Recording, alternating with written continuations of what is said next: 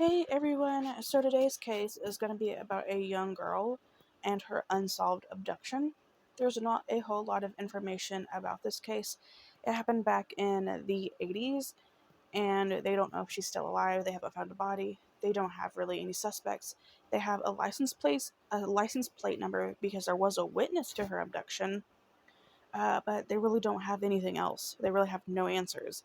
So it's going to be a bit of a shorter video because of that, but I still wanted to talk about it. Um, so we're going to take it all the way back to 1989, and we're going to be talking about the case of Tonetta Carlisle. All the links I used for research will be down below, and let's get into this. So, Tonetta Yvette Carlisle was born on August 28th, 1973, and she lived in Chattanooga, Tennessee with her mom and brother, Noni Sturdivant and Daryl Stewart. People who remember her, or knew her, remember her being a big fan of fast food and pizza, and said that she would often spend her time listening to music. Her favorite artist was Bobby Brown. She was last seen leaving City High School at 2:55 p.m. on March 16th, 1989. 5 minutes later, she was abducted, which was actually, like I said, seen by a witness. And the witness says that she had been on Ruth Street when she heard a commotion on the street below, near 615 Hamilton Avenue.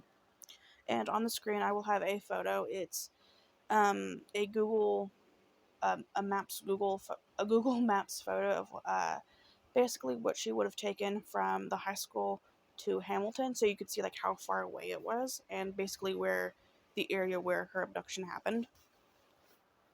So the witness looked down the hill and she saw several unidentified people jump out of a tan and yellow van, surround Tonetta, and force her into the vehicle before pulling away. So the witness was actually with her husband at the time, and they were super concerned with this. So they actually chased the van. They were unable to keep up, but they did manage to grab the license plate number. It was a Tennessee plate, and the license plate number was LKH920, and they did give that information to the authorities. So 8 hours later, Noni called 911 to report Tonetta missing because she had never come home from school.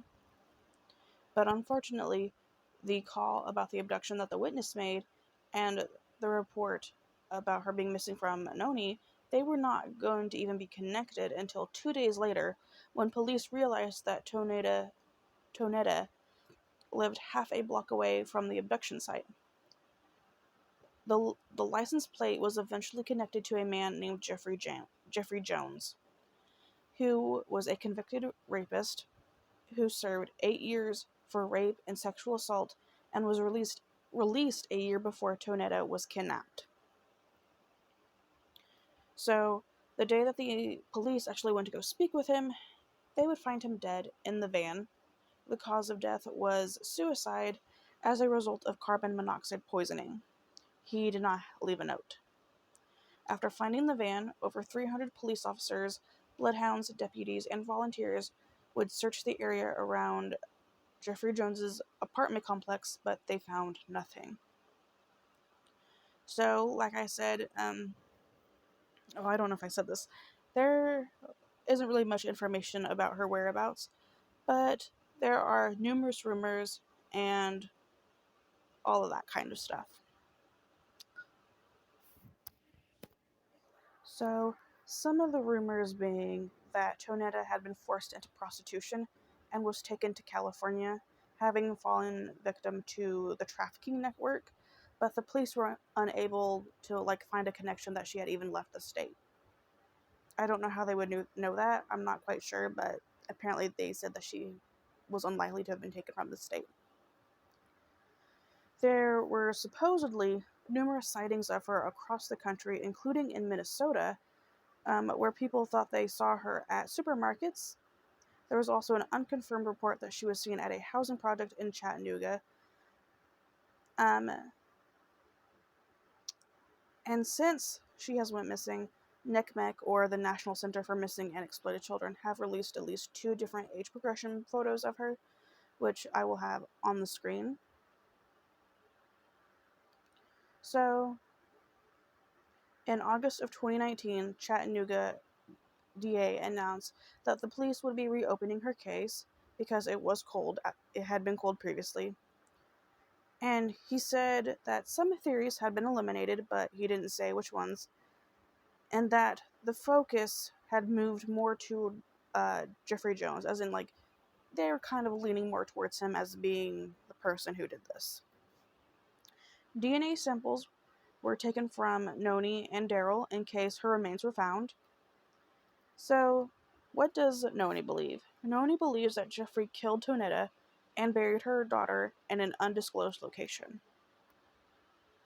So, Tonetta's case would actually be featured on America's Most Wanted, and it was circling around for a little bit, but, nothing came of that. And what I feel is super, super heartbreaking about this is that Noni never changed her phone number in case Tonetta ever called. She was really holding out hope that her daughter was still alive and still out there and coming home. And I think that is so heartbreaking. I can't imagine that you say goodbye to your kid one day, they go off to school. You're like, I'll see him later. And then that child never comes home. And now it's, oh gosh, 30 something years later. That is so, so heartbreaking. But that is what I have for you about Tonetta. Unfortunately, I wasn't able to find anything about, like, what theories they had eliminated, whether it was like the prostitution or anything like that. So we're not quite sure what they have. Maybe they'll release it in time. But that is where the case is standing now. At least it has been reopened. That is so, so great. Um, I definitely feel like the person was Jeffrey Jones. I mean, they were able to link the van to him, and then they found him dead in that van. Yeah, it feels like maybe he just didn't want to serve any more time. Um, and he'd only been out for a year, so I'm sure if they, got him for a kid, he'd be gone a lot longer than what he was before. And I think he was a coward. He didn't want to get caught. And I think he took his own life. That's what I personally think happened. But let me know what you guys think down below. Let me know your theories, but please be respectful, because you never know if family is going to come across this video. But like I said, let me know your thoughts down below. And yeah, I'll see you guys in the next video. Bye, guys.